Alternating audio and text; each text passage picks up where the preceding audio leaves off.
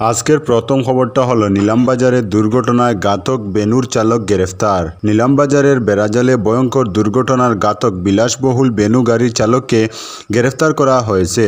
বৃহস্পতিবার শিলচর কুম্ভীর গ্রাম বিমানবন্দর থেকে ঘাতক বেনু গাড়ির চালক সাজিদুল হককে গ্রেফতার করা হয়।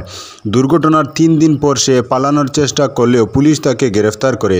সাজিদুলের গড় পাতারখান্দি এলাকায়। উল্লেখ্য, মঙ্গলবার দুপুরে করিমগঞ্জের নিলামবাজার এলাকার বেড়াজালে অসম ত্রিপুরা 8 নং জাতীয় সড়কে অটো হুন্ডাই ভ্যানের মুখোমুখি সংঘর্ষে মৃত্যু হয় 6 জনের।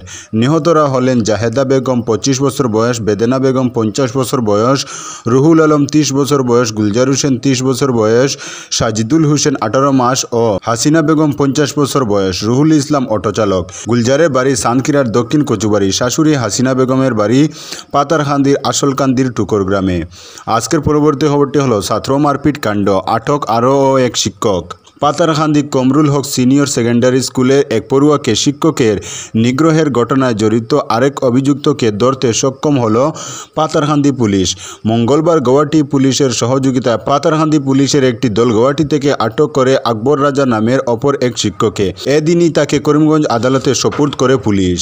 উল্লেখ্য, অভিযোগ মতে গত শুক্রবার পাতারখান্দি কমরুল হক সিনিয়র সেকেন্ডারি স্কুলের বাণিজ্য শাখার প্রথম বর্ষের ছাত্র শুভ্রাংশু সিনহাকে স্কুলের জহিরুল ইসলাম, আকবর রাজা ও তানজিম চৌধুরী নামের 3 শিক্ষক একটি কক্ষের দরজা বন্ধ করে বেধড়ক মারপিট করেন। সিনহার একটি ভিডিও সামাজিক মাধ্যমে ছড়িয়ে পড়লে বৃহত্তর এলাকা জুড়ে এই ঘটনার প্রতিবাদের ঝড় উঠে।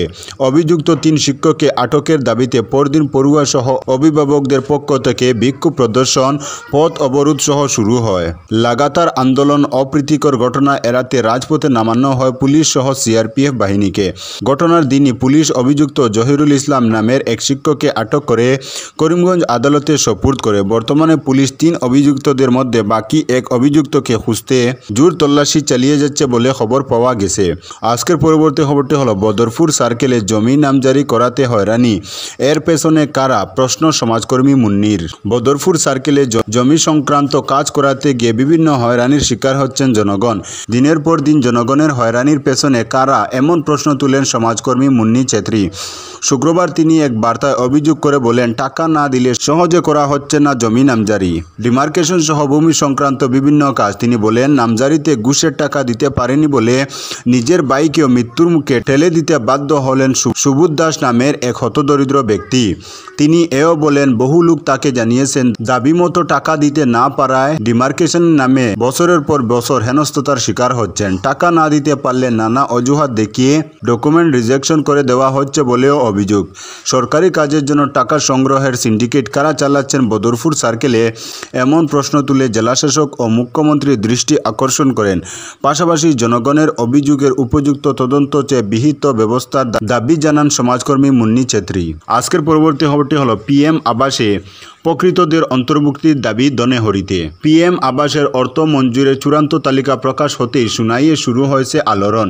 কে বাদ পড়েছেন, কার নাম অন্তর্ভুক্তি হয়েছে, এ নিয়ে প্রত্যেক জিপিতে চর্চার কেন্দ্রবিন্দু শুরু হয়েছে। প্রধানমন্ত্রী আবাস যোজনার গড়ে অনিয়ম হয়েছে বলে একাংশ জিপিতে অভিযোগও উঠেছে।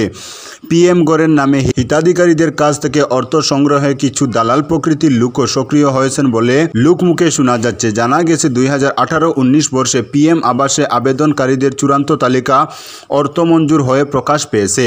এতে সংশ্লিষ্ট বিভাগের কাজকর্মের ফলে বহু আবেদনকারীর নামও বাদ পড়েছে। ভেরিফিকেশনে একাংশ অযোগ্যদের নামও কাটছাঁট হয়েছে।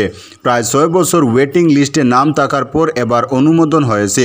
অনুমোদনের পরেই প্রত্যেক জিপিতে তুড়জুড় শুরু হয়েছে। এতে বহু যোগ্য মানুষের নাম বাদ পড়েছে। সুনাই উন্নয়ন খণ্ডের অধীন সোনাবাড়িঘাট জিপির 6 নম্বর গ্রুপের দনেহরি প্রথম খণ্ডে পিএম আবাস নিয়ে খুব বিরাজ করছে। বৃহস্পতিবার গ্রামের একাংশ লোক জানান, যোগ্য মানুষ প্রধানমন্ত্রী আবাসের লিস্ট থেকে বঞ্চিত হয়েছেন। হতদরিদ্র বেশ কয়েকজন মানুষের বাসবেতের ঘর থাকলেও তাদের নাম আসেনি। এ নিয়ে সংবাদ মাধ্যমের সামনে খুব প্রকাশ করে অনেকে বলেন, বহু মানুষ একাধিকবার ঘর পেয়েছেন, এবার তাদের নাম রয়েছে এই তালিকা। তালিকায়। অবিলম্বে 6 নম্বর গ্রুপের বঞ্চিত পরিবারের নাম অন্তর্ভুক্ত করার দাবি জানান।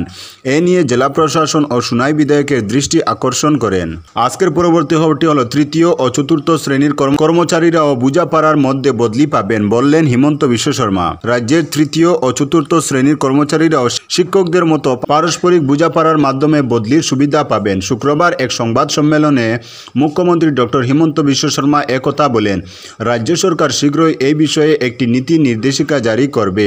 আমি যখন শিক্ষামন্ত্রী ছিলাম তখন শিক্ষকদের নিজ জেলায় বদলির সুবিধার্থে এই নিয়ম চালু করা হয়েছিল।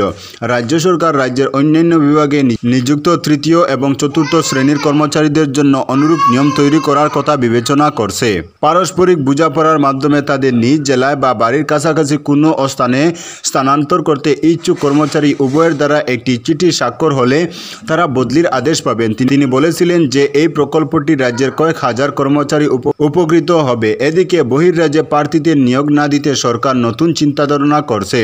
সরকার একটি বিশেষ নির্দেশ জারি করবে যে অসমের প্রার্থীরা নিয়োগের জন্য যোগ্য। ফলে বিভিন্ন সময়ে উত্থাপিত বিদেশি প্রার্থীদের নিয়োগের অভিযোগ উঠবে না বলে জানান তিনি। রাজ্য সরকার অক্টোবর-নভেম্বরের মধ্যে 1 লক্ষ নিয়োগ সম্পন্ন করবে এবং 2025-এর মে মাসের মধ্যে আরও 50,000 নতুন নিয়োগের পদক্ষেপ নেবে মুখ্যমন্ত্রী বলেছিলেন। আজকের পরবর্তী খবরটি হলো অলিম্পিকের কয়েক ঘন্টা আগে ভয়াবহ হামলা। আর কয়েক ঘন্টা পরে ফ্রান্সে শুরু হবে অলিম্পিক আসরের উদ্বোধন অনুষ্ঠান। তার মাত্র কয়েক ঘন্টা আগে ভয়াবহ হামলা ঘটেছে দেশটির রেল নেটওয়ার্কে।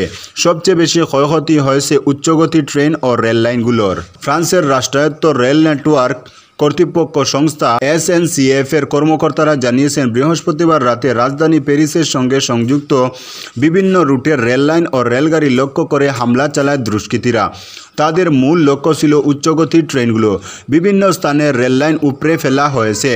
অনেক জায়গায় ট্রেনের বগি ও স্টেশনে আগুন দেওয়া হয়েছে। এক কথায় ফ্রান্সের পুরো রেল নেটওয়ার্ক লণ্ডভণ্ড করে ফেলেছে হামলাকারীরা, রয়টার্সকে বলেন SNCF এর এক কর্মকর্তা। শুক্রবার স্থানীয় সময়ে SNCF এর পক্ষ থেকে দেওয়া এক বিবৃতিতে এ প্রসঙ্গে বলা হয়েছে, CNSF সন্ত্রাসী হামলার শিকার হয়েছে। গত বৃহস্পতিবার রাতে আটলান্টিক উত্তরাঞ্চল ও পূর্বাঞ্চলের লাইনের অনেকগুলো রেলগাড়ি ও স্টেশনে আগুন দিয়েছে দুর্বৃত্তরা। অনেক জায়গার রেললাইন উপড়ে ফেলা হয়েছে। আমাদের মেরামতের কাজ ইতিমধ্যে শুরু হয়েছে। এতে কিছু সময় ব্যয় হবে। যাত্রী সাধারণকে ধৈর্য ধারণের জন্য অনুরোধ করা হচ্ছে।